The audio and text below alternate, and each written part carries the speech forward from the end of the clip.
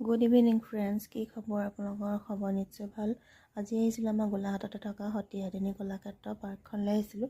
ছোৱালীজনী স্কুল বন্ধ, পৰীক্ষা দি ঘৰতে আছে, ক'তো নিয়া হোৱা নাই। তাতে অকণমান পাছবেলা খেলিবৰ কাৰণে লৈ আহিলোঁ। বৌ আহিছিলে আৰু মোৰ ভতিজাজনী, দুজনী খেলিব আৰু আমি লগতে আহিছোঁ। এই খেলনা আছে, টয় ট্ৰেইন, জোলনা, এইবিলাকতে অকণমান খেলিব বুলি লৈ আহিলোঁ। বৰ ধুনীয়া পৰিৱেশ। যদি আপোনালোকে নাই অহা কেতিয়াবা আহিব, ল'ৰা ছোৱালীয়ে ভালে পায়। খুব ঠাণ্ডা পৰিৱেশ, চাফ চিকুণো, ফুল চুলো লগাই থোৱা আছে। বৰ ধুনীয়া লাগিলে কালি ইয়াতে আবেলি সময়কণ টাইম পাছ কৰি।